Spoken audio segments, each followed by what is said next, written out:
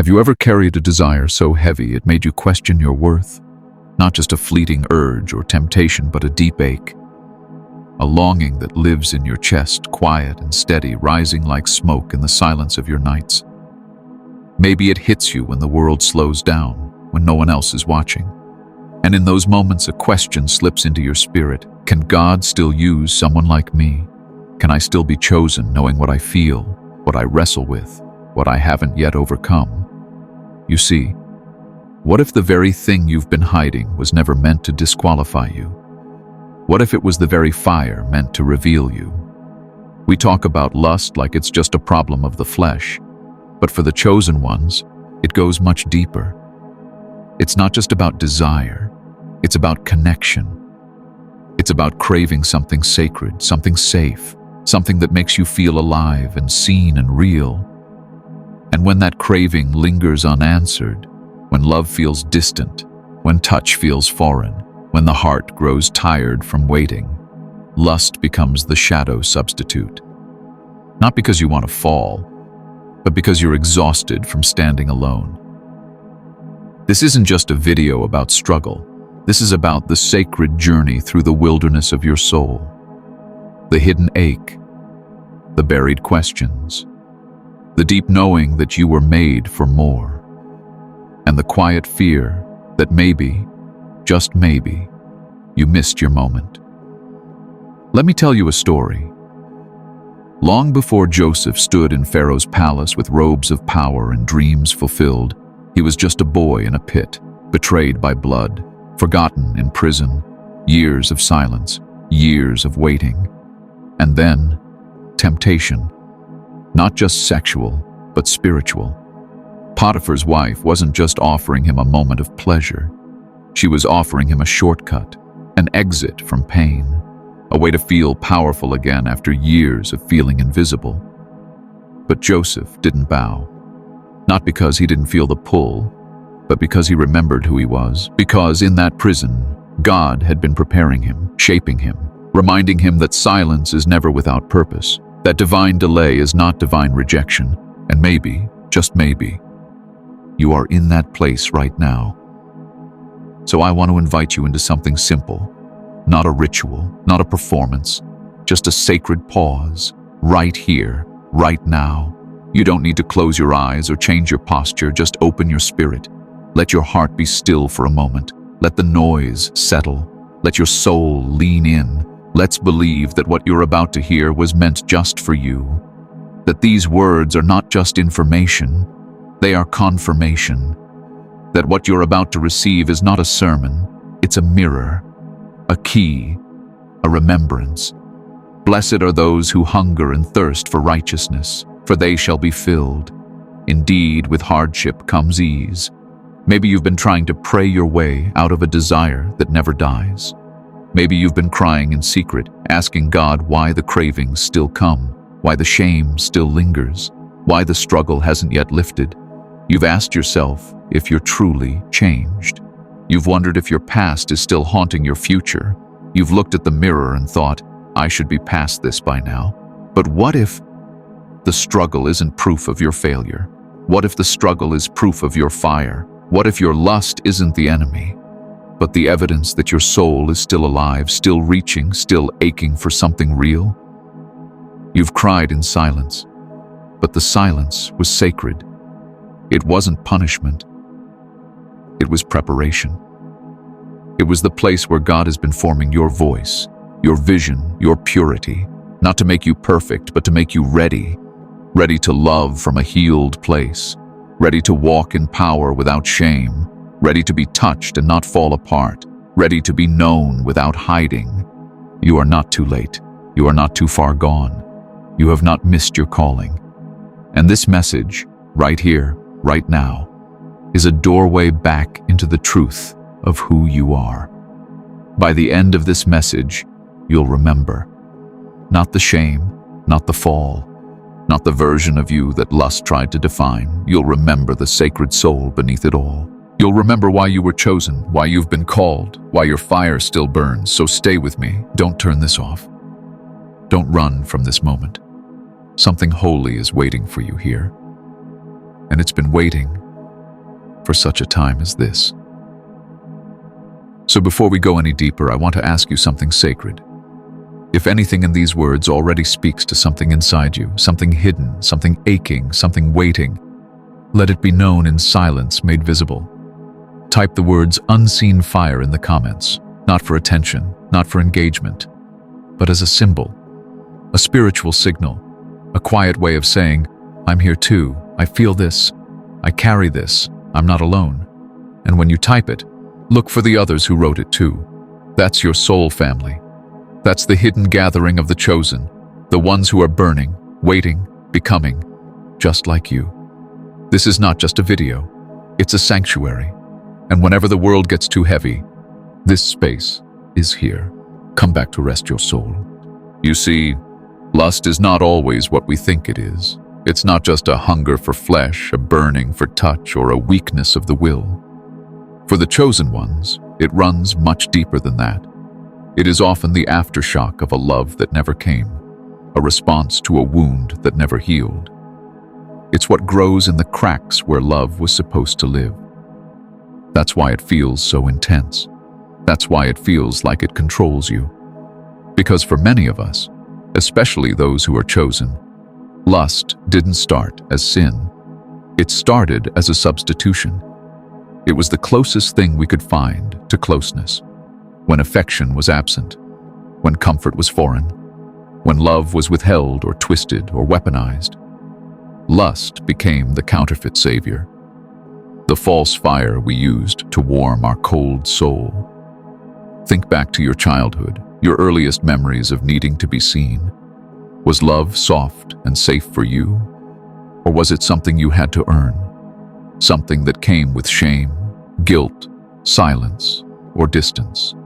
Many chosen ones carry wounds from a mother who withheld tenderness, or a father who abandoned with silence. And so we grew up learning to survive without the very thing our soul was designed to thrive in: love. But the heart doesn't forget what it was made for, and so it goes searching. And when it can't find real love, it settles for something that looks like it, feels like it, touches like it, but does not nourish like it. This is where lust begins, not in rebellion, but in replacement. It's the shadow that follows a soul starving for affection. You're not broken. You were just left empty too many times. And when emptiness stays long enough, lust tries to fill it. But lust doesn't fill. It only fools. And yet, if we don't see it clearly, we shame ourselves for the symptom, never realizing the cause. We repent over the fire without ever addressing the cold that created it. Lust emerges where love was once denied. That's why it feels sacred and sinful all at once, because at its core it is connected to your longing for wholeness, your longing for connection, your longing to be seen, touched, held, and chosen, not just sexually, but spiritually, emotionally, completely. Lust has power over you only when it is the only language your soul knows to cry in. But once you see that cry for what it truly is, not wickedness, but woundedness, you begin to reclaim your power. You begin to understand that what you needed was never lust. It was love. What you wanted was never sin. It was safety. And this is the spiritual truth. The enemy does not need to attack your strength. He only needs to exploit your unmet needs. That's why many chosen ones who walk in spiritual power still struggle with private lust. Because power does not erase the past. Anointing does not cancel abandonment. And gifts do not heal grief. You must confront the place where love was denied. You must go back to the root, the silence, the absence, the moment when your soul cried out and nobody came. Because that is where the seed was planted. That is where lust took root, not as your failure, but as your attempt to feel alive again. Let me speak to that younger version of you, the little boy, the little girl, the child who just wanted someone to see them and say, "You are worthy. You are enough. You are not too much." That child is still inside you. And every time you feel that heat rise, every time that craving awakens, it's not just your body reacting. It's your soul reaching backward, hoping to find what it missed. You're not just trying to feel pleasure. You're trying to feel whole. And this is where we begin the healing. Not by suppressing the lust, but by listening to it. What is it saying? What is it pointing to? Where is the ache behind the act? You cannot heal what you shame, and you cannot silence what you haven't heard. The Spirit of God does not condemn you for the ache. He invites you into the revelation beneath it. For it is written, He heals the brokenhearted and binds up their wounds. Lust is often a symptom of a broken heart, a wound not yet bound. It's important to understand that many chosen ones live double lives, not out of hypocrisy, but out of desperation. You are strong in spirit, but tired in your soul. You are gifted, but grieving. You are wise, but still waiting to be held in the places no one sees. And so you turn to what brings relief, even if it's only for a moment, even if it leaves you emptier than before. But hear me clearly. You are not dirty. You are not a fraud. You are a sacred soul navigating an unspeakable ache. When God formed you, He placed divine fire inside you. A fire that was always meant to burn for purpose, not just passion. But if that fire has been misdirected, it does not mean you are lost. It means you are ready to be realigned. Lust is loud because your calling is louder. Lust is strong because your destiny is stronger. The enemy attacks the area of your life where your greatest glory is hidden. And for many chosen ones, that glory is love, sacred, whole, undefiled love. A love that cannot be earned through performance or taken through lust. A love that can only be received. So we begin here, at the first reason, at the first ache. Lust emerges where love was once denied. And that means healing comes by letting love enter where you once locked it out. You don't need to fight your desires. You need to guide them back to the source. You don't need to fear your temptations. You need to sit with them until they tell you their name. You don't need to run from the fire. You need to turn it into an offering. Let love re-enter the places where you once felt forsaken. Let God into the memory, not just the habit. Let Him touch not just your behavior, but your belief. Because what you believe about love will always shape how you handle desire. And if you believe that love is something you must earn, you will always be vulnerable to lust. But when you begin to believe, deeply, unshakably, that love is your birthright, you will stop searching for it in the shadows. For I was naked and you clothed me. That verse is not just about physical clothing. It's about being exposed and yet embraced, seen and still safe. That is what your soul has been aching for.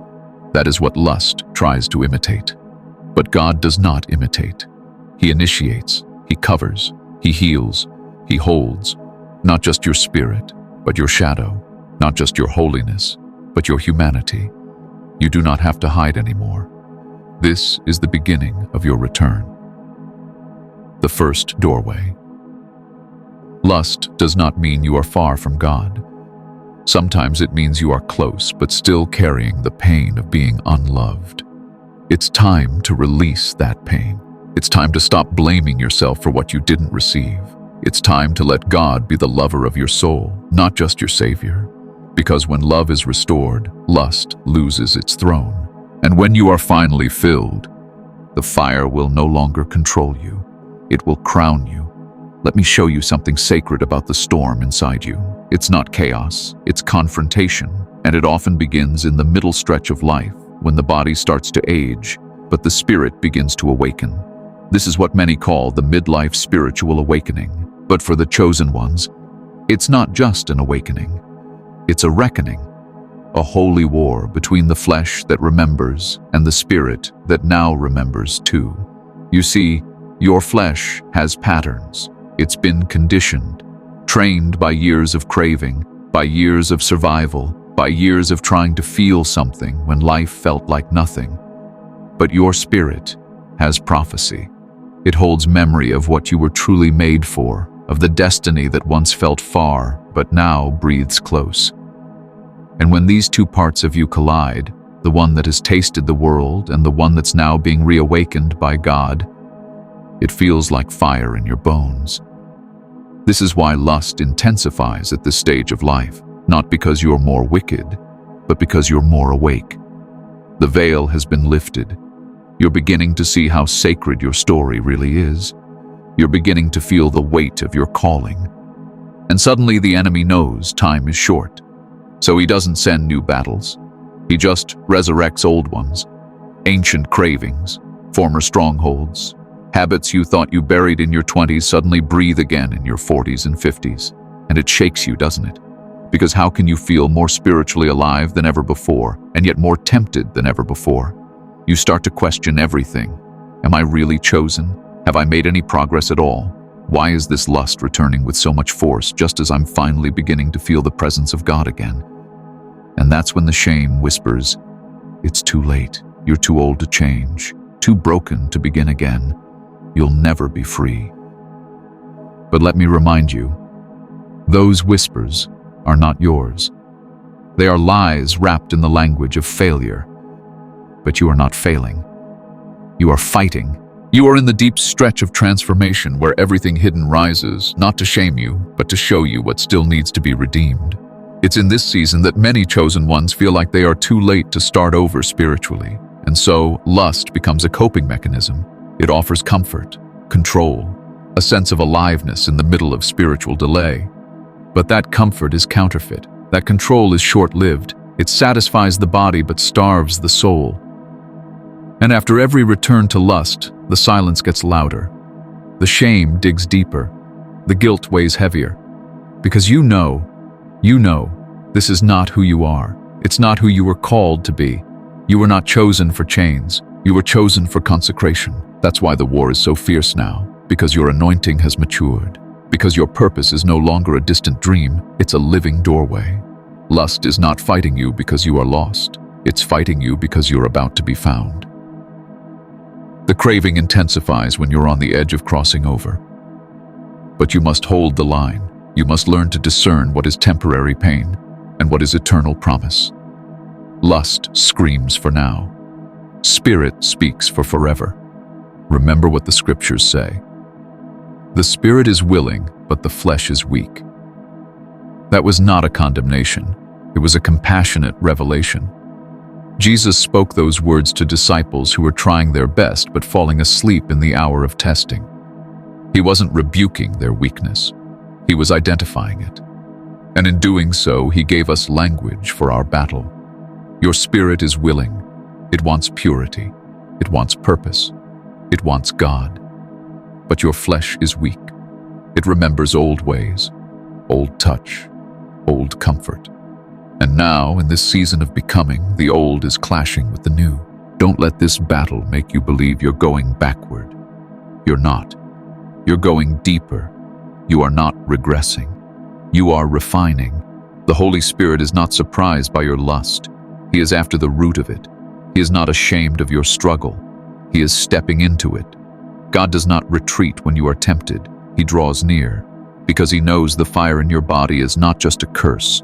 It's a calling misdirected, and once that fire is purified, it becomes holy. You are being prepared for something sacred, and with that preparation comes exposure. Not exposure to the world, exposure to yourself. He is letting you see what still lives in the corners of your soul, not to destroy you, but to deliver you. This is what midlife spiritual awakening truly means.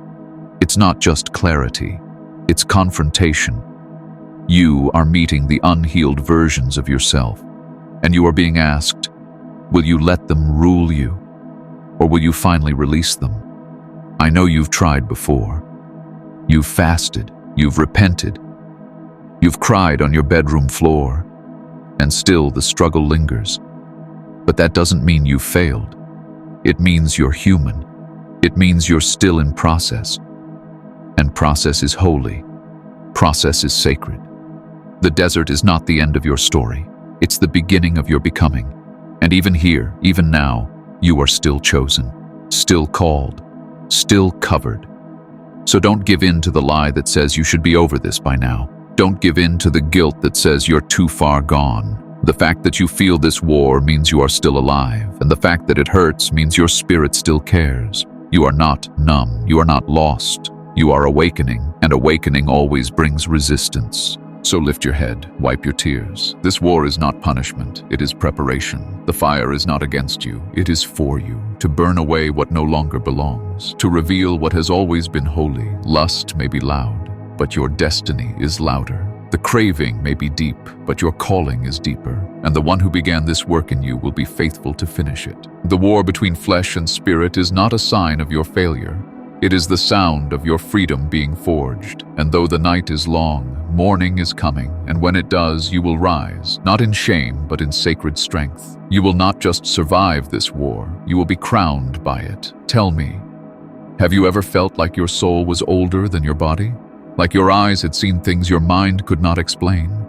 That is no accident. It's because the ones who are truly chosen by God often carry something ancient, soul contracts written before time, destinies whispered into their spirit before their first breath. You were not born by coincidence. You were assigned. And with that assignment came agreements, burdens, promises, some made by you, others inherited through blood, through spirit, through pain. This is the unseen weight you've carried your whole life. And this is why your struggle with lust is not random. It is warfare over your original assignment. You see, lust doesn't just try to tempt the body. It tries to confuse the soul, to reroute your compass, to make you forget who you are and why you came here. Because when you're a chosen one, your existence is disruptive. Your healing is generational. Your obedience breaks patterns. Your purity births revival. So if the enemy cannot destroy your destiny, he will try to seduce your direction. And lust is one of his most effective tools, not because it's the most powerful, but because it speaks to the parts of you that were never allowed to rest. It offers escape, control, power, pleasure, all wrapped in the illusion of freedom. But it's not freedom. It's a rewrite, a deletion of the original script. Chosen ones carry ancient blueprints, and lust is the false architect. It redraws your identity with every fall. It makes you question, maybe I'm not holy, maybe I'm not worthy, maybe I'm just a pretender after all. But that's the trap. The moment you believe that lie, you surrender authorship of your own soul. And what was once sacred becomes hidden. You begin to live beneath your true name. You start to operate in a version of yourself that is disconnected from heaven's design. But hear me, you were never called to be divided. You were called to be whole. The ancient soul contracts on your life are not casual. They are deeply spiritual and often deeply costly. That's why your struggle has felt heavier than others. It's not that you're weaker, it's that your fire is older. Your bloodline may have known bondage, addiction, abuse, shame, and now you stand as the breaker, the first to see, the first to stop, the first to cleanse. But that kind of work comes with resistance. And lust often rises in the midst of that resistance, trying to sabotage your sanctification by convincing you that you are no different from those who came before you. But you are different because you've awakened. You've heard the call. You feel the shift. And though you stumble, you get back up again and again. Because something in you knows this is not where your story ends. There is something about the midlife spiritual awakening that reactivates your ancient memory. You begin to feel things more deeply, see the world more clearly. You question everything, your past, your pain, your patterns. And that's when lust tries to return, because it remembers. It remembers who you were before the veil lifted, before the fire began to refine you. It wants to take you back, not to pleasure, but to numbness. Because when you're numb, you can't fulfill the covenant. When you're distracted, you can't deliver the message. And when you're ashamed, you can't stand in the light. The temptation is not just about pleasure, it's about purpose. Every time you bow to lust, you feel further from your assignment. And that guilt becomes a weight. That weight becomes silence. That silence becomes disconnection. And before long, you begin to drift, not into sin, but into forgetfulness. You forget who you were before the pain, before the secret habits, before the double life. But God has not forgotten, and your soul still remembers. For the gifts and the calling of God are irrevocable. That means no fall, no fantasy, no failure can cancel your covenant. It may delay, it may wound, it may confuse, but it cannot cancel. The contract on your life is written in spirit, not in shame, and heaven does not tear it up every time you slip. Heaven waits, watches, whispers, not to punish, but to reawaken. Lust tries to rewrite the contract, but love rewrites the heart. And when the heart is made new, the soul realigns. That is what you're being called into, not just forgiveness, but realignment. You were born to carry something sacred, to walk in purity, not because of law, but because of alignment. Lust is the foreign language in your temple. It's not your native tongue. And though it may speak loudly at times, your soul still knows the voice of your Creator. You are not bound, you are becoming. And in the becoming, everything false will fall away. There is a reason the craving intensifies when you are closest to breakthrough. It's not coincidence, it's a signal. Your soul is on the verge of remembering its true contract, and the enemy wants to keep you bound in the story that says you're too far gone. But you are not. You are standing at the threshold of sacred return. You are being invited back to your original script, the one written before time, the one that knew you would fall, but also knew you would rise. That's why the shame must break. That's why the silence must end. Because every time you believe that your lust disqualifies you, you allow the false narrative to take root. But God does not look at your struggle and call you a failure. He looks at your ache and calls you home. You are not a hypocrite, you are human. And more than that, you are His. And He who began this good work in you will finish it. Not with fear, but with fire. Lust will always try to convince you that you are a contradiction. But the truth is, you are a convergence. You are where heaven meets history, where destiny meets delay, where pain meets power. And the fire you carry is not your shame. It is your purification. When you begin to understand this, everything changes. Lust loses its voice, and the soul remembers its vow. Let these words fall into your spirit. You were made for more. Not just more discipline, more union. You were made to remember, to walk in the sacred, to reclaim the covenant written on your bones. The cravings you feel are not curses. They are callings that need redirection. And when you begin to see lust not as your identity, but as a misdirected hunger for the divine, you begin to walk differently. You begin to choose differently. You begin to rise. So pause here. Breathe deep.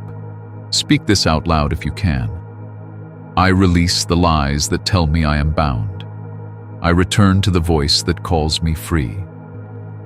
This is the war behind the war. The one not just for your behavior, but for your blueprint. Lust is not your destiny. It is the detour. And the path back is not punishment. It is power. It is presence. It is promise.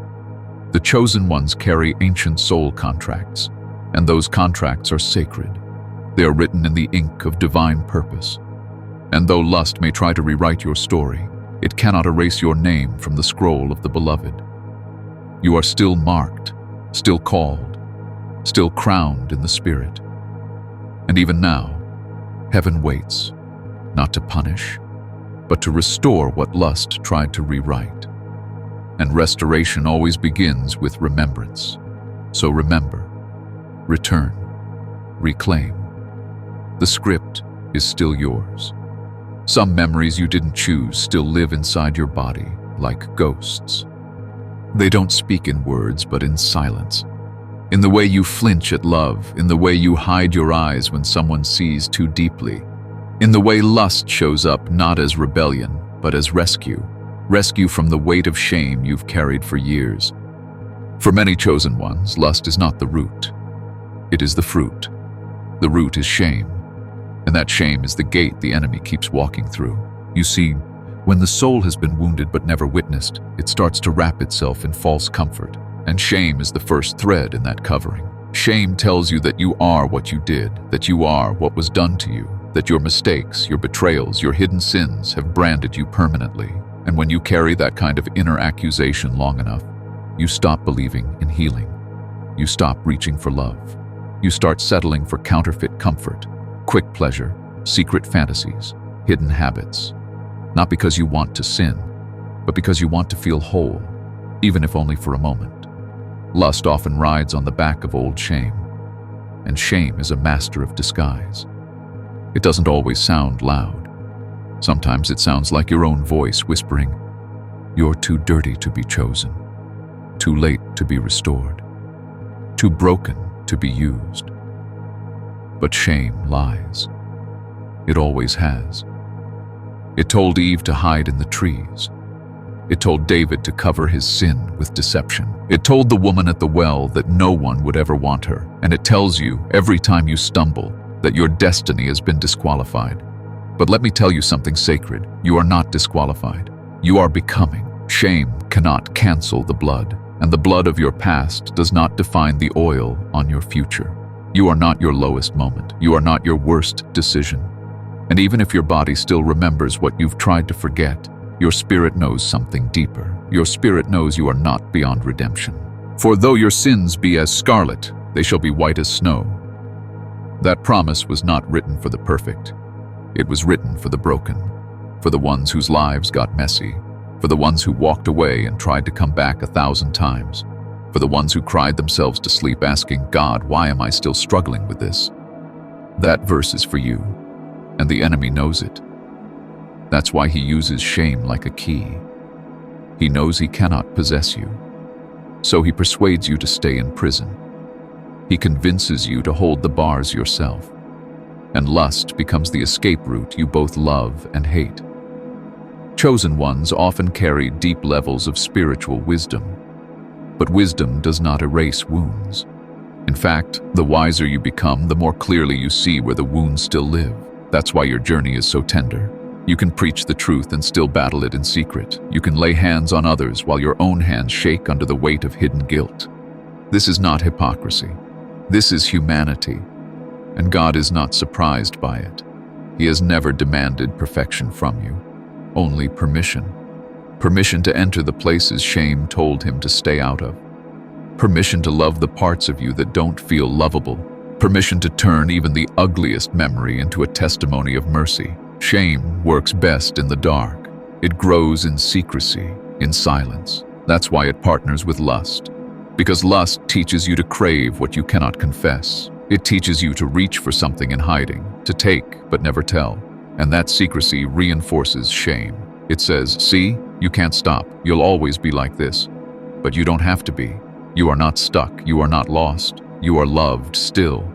And the God who chose you before you fell is the same God calling you now, even in your struggle. When you feel like feeling forgotten by destiny, remember this. God is not in a hurry, and he has not forgotten how to redeem. Sometimes he lets us wrestle, not because he is cruel, but because he is teaching us how to overcome the accuser. Shame may walk through the door of your past, but it doesn't have to stay. You can close that gate. You can revoke its permission. You can reclaim your temple. But first, you must name what shame has kept you from saying. Not to punish yourself, but to disarm the lie. Say it with me now, if you can. I am not what I did. I am not what was done to me. I am not beyond restoration. Let those words settle deep into the places where shame used to reign. You see, the enemy doesn't fear your perfection. He fears your healing. He fears the day you stop running and finally face the wound. Because healed, chosen ones are dangerous. They're not just gifted. They're whole. They're not just wise. They're free, and freedom is contagious. When you begin to heal shame from the past, lust starts to lose its power. Not because temptation vanishes, but because the need behind it has been met by something deeper. Truth, love, presence. Not the quick fix, but the sacred filling, the slow repair, the holy touch. That is what your soul has been waiting for. Not another cycle of guilt and repentance, but the embrace that says, even here, I choose you.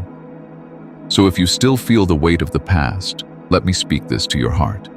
You are not dirty. You are not disqualified. You are not too far gone. You are a temple under reconstruction, and the shame that once entered through the cracks will be sealed with glory. Yes, you fell, but you are not the fall. You are the rising. Yes, you hurt, but you are not the pain. You are the healing. Yes, you've struggled, but you are not your sin. You are the one he calls beloved. Let this be the beginning of the gate closing, not with fear, but with finality. The enemy may have walked through shame to access you before, but not anymore. Now you see. Now you remember. Now you reclaim. And even if it takes time, even if the shame still echoes, you know who you are. You are the one who wrestled and lived. You are the one who returned and was restored. You are the one who lost the way and was found again. Lust may still knock, but it no longer gets to live here. This temple is under new authority. The gate has been sealed. The name on the door is no longer shame. It is son, it is daughter, it is chosen. And whenever the world gets too heavy, this space is here. Come back to rest your soul. Come back to remember the truth, that what you carry is holy, that what you've been through is not wasted, that even your shame can become a story of resurrection. And if God has the final word, and He does, then no past, no fall, no secret sin can override His plan for your life. Not even lust, not even shame, and certainly not the lie that says you were ever anything less than chosen. Even prophets feel lonely. Even those chosen by God cry at night wondering why the promise still hasn't come. Loneliness is not a sign that you are disconnected from heaven. Sometimes it is the clearest evidence that you are still waiting for something sacred.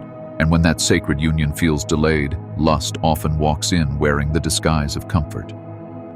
For many chosen ones, the deepest temptation isn't for the body. It's for connection, intimacy, presence, to be known without shame, to be held without fear, to be chosen not just by God, but by someone on this earth who sees you and says, "You are mine." You see, divine union is a real longing. You were never created to journey through life completely alone. The ache you feel for partnership, for companionship, for soul-level intimacy is not carnal. It is holy.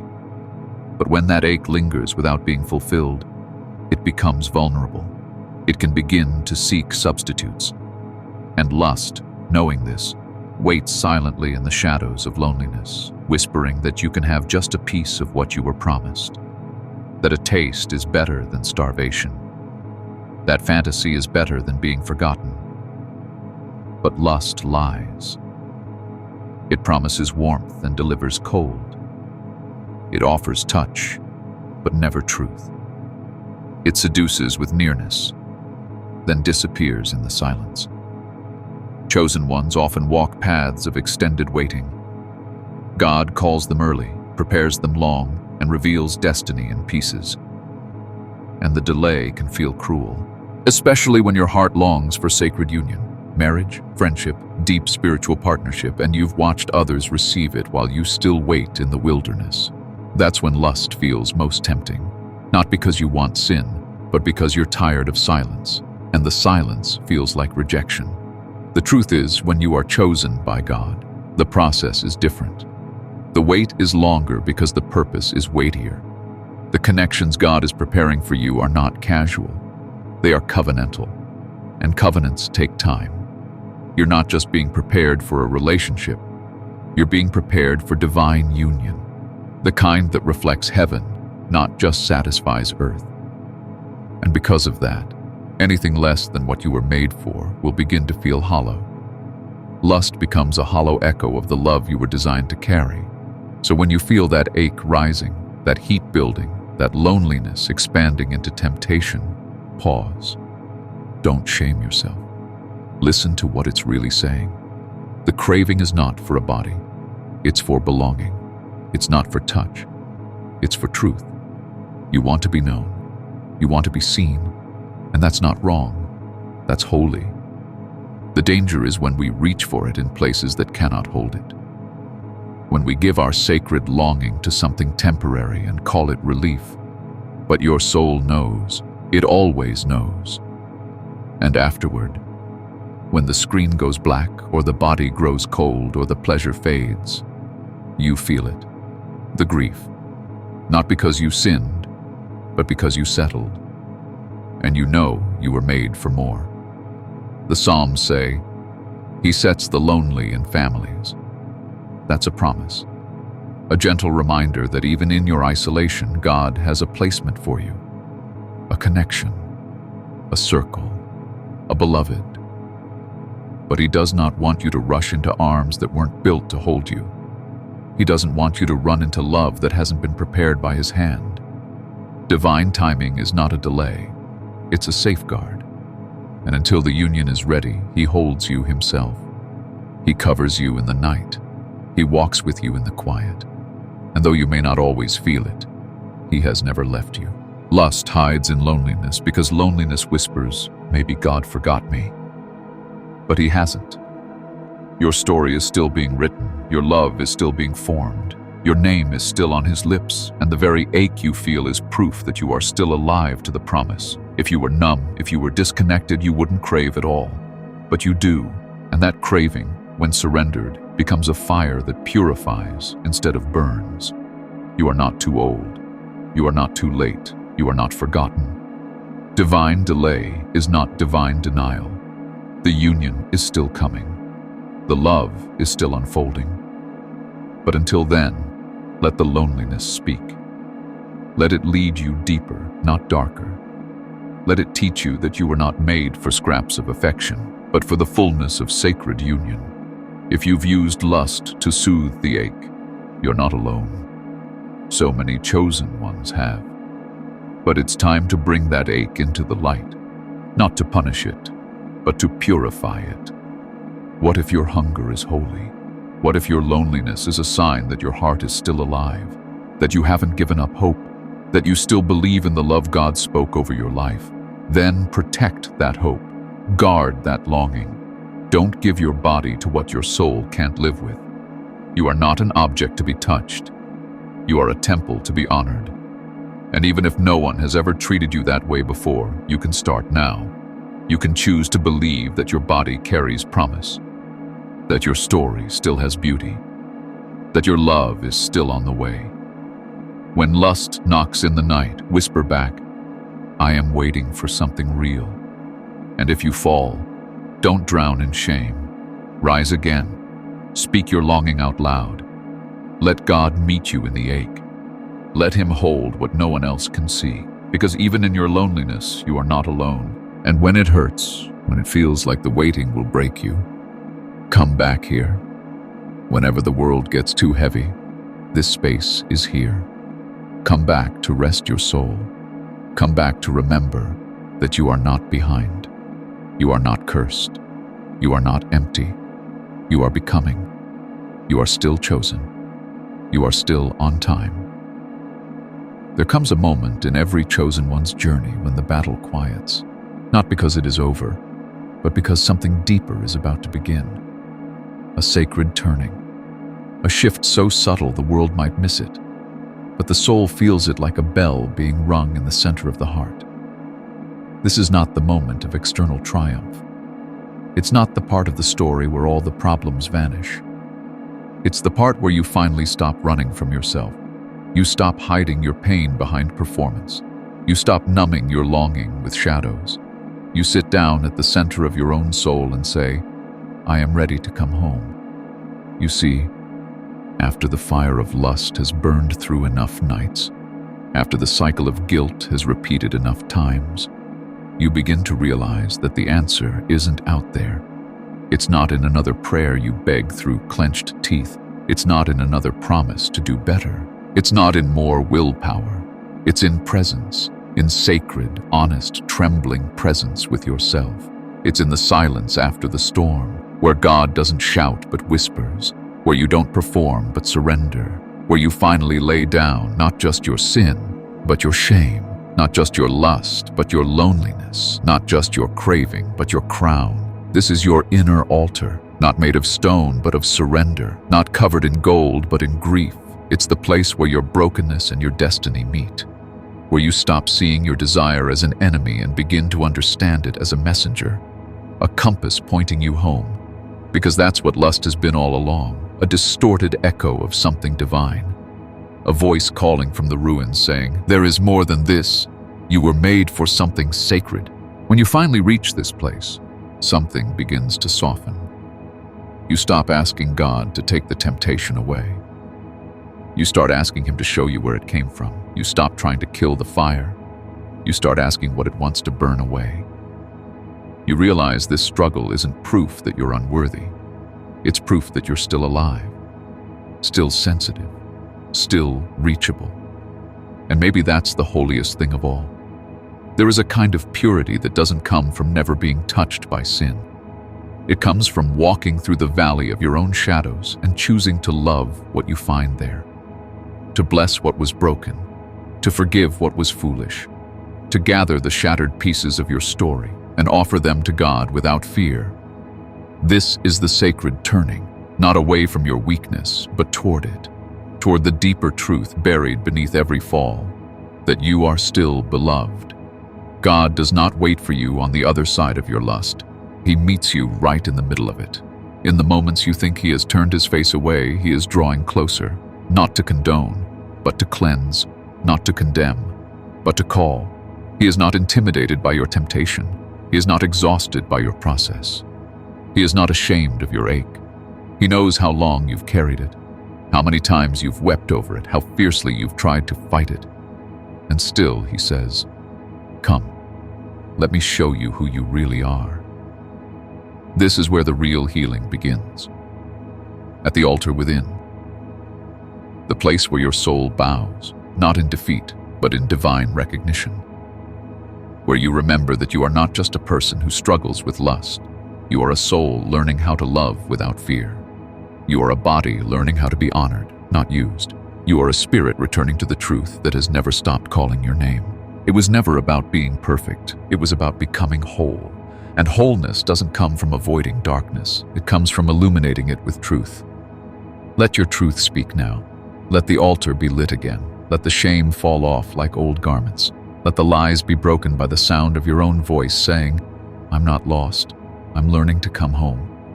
Here, in the quiet center of your becoming, you begin to see what lust was trying to replace. Intimacy, safety, union, sacred reflection. And now, because you've seen the difference, you can begin to choose. Not from fear, but from wisdom. Not from guilt, but from grounded knowing. You can say no, not because you're afraid of sin, but because you're aware of your worth. This is the sacred turning, the invitation to live from your inner altar, to return each day not with self-hatred but with hope, to say, "Here I am again, Lord, still chosen, still aching, still becoming. But I will not run from my fire anymore. I will learn to burn for you." And when the world gets heavy, when your soul grows tired, when temptation returns, remember this place, this sacred center, this holy ground within. Come back to it. Come back to yourself. Come back to the truth that you are still His, that your altar still stands, that you are not defined by what you fought, but by who you belong to. You are not just the wounded, you are the worshiper. And this is your return. Let us pause here, not just to listen, but to feel, not to analyze, but to remember. Healing is not always loud. Sometimes it begins in the quiet corners of your own presence. This practice is not a ritual of shame. It is a return to your soul, a mirror held up, not to judge, but to witness. You are not here to fix yourself. You are here to face yourself, softly, bravely, honestly. And that is enough. Find a still place. Let the world fall away for just a moment. Breathe deeply, in through your nose, slow and sacred. Hold it, then exhale. Let your shoulders drop. Let your jaw unclench. Let the masks fall off. You don't need them here. This is your sanctuary, a space not built by human hands, but by the longing of your own heart to be whole again. Now ask yourself gently, where does my lust truly come from? Not the surface craving, but the root. What is it that I'm really longing for when temptation calls my name? Is it touch? Is it safety? Is it the ache to be seen? Is it the memory of a time when I felt alive, even if it came with pain? Don't judge the answers. Just listen. This is not confession for punishment. This is remembrance for freedom. Speak this softly, or write it if you can. What I truly long for is, let your soul speak. Don't filter it. Don't spiritualize it. Let it be raw. Maybe it says, to be chosen, to be held, to feel sacred again. Whatever rises, let it rise. That is your sacred truth. And when it speaks, meet it with compassion. Meet it like a friend you forgot you loved. Now speak this. I release the shame I carried from. Fill in the blank. Whether it was a decision, a memory, a wound, or a silence that haunted you. Release it now. Name it. Hold it. Then set it down. You were never meant to carry it forever. The enemy may have used it against you, but heaven is reclaiming it as part of your healing. You can grieve it and still be clean. You can release it and still be worthy. Finally, place your hand over your heart. Feel it beat. That is proof that you are still alive, still called, still chosen. Say this slowly, like a promise. I will wait. I will burn. But I will not bow, not to shame, not to lies, not to the empty imitation of what was meant to be sacred. I will wait for what is holy. I will burn with longing, but I will not surrender to what cannot hold me. I am worth the wait. I am worth the love I was made for. Let this be your practice, not just today, but whenever you feel the pull. Come back to this mirror. Come back to this space. This is not about never falling. It's about always returning. Returning to truth. Returning to compassion. Returning to the altar inside of you that still glows even when you forget it's there. And whenever the world gets too heavy, this space is here. Come back to rest your soul. Come back to the mirror, not to see your flaws, but to witness your becoming. You are healing. You are rising. You are remembering. And that remembrance, that is the beginning of everything. Not just through this message, but through the quiet valleys of your own soul. And if you're still here, still breathing, still listening, then something deep in you already knows. The fire that has burned within you all these years is not here to destroy you.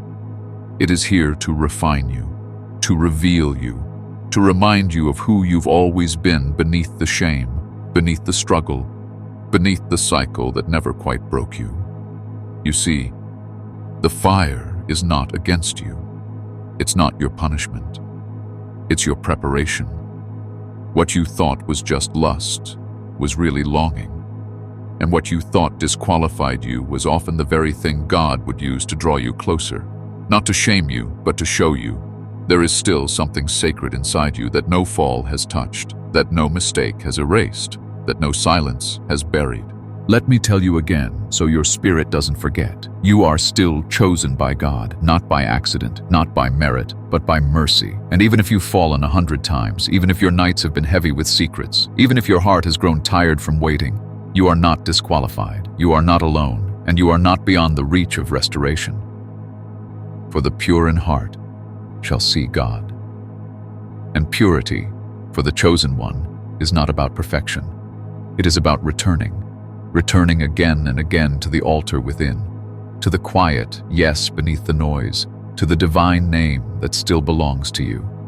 So let the fire burn, not to scorch you, but to crown you. Let it consume the lies. Let it break the cycles. Let it clear the way. Because what waits for you on the other side is not shame. It's union, it's wholeness, it's home. You are the temple. You are the altar. You are the flame. And this fire will not consume you. It will reveal you. It will anoint you. It will send you. Whenever the world gets too heavy, this space is here. Come back to rest your soul. Come back to the fire, not in fear, but in faith. You are still chosen. You are still becoming. And the fire is not the end, it is the beginning.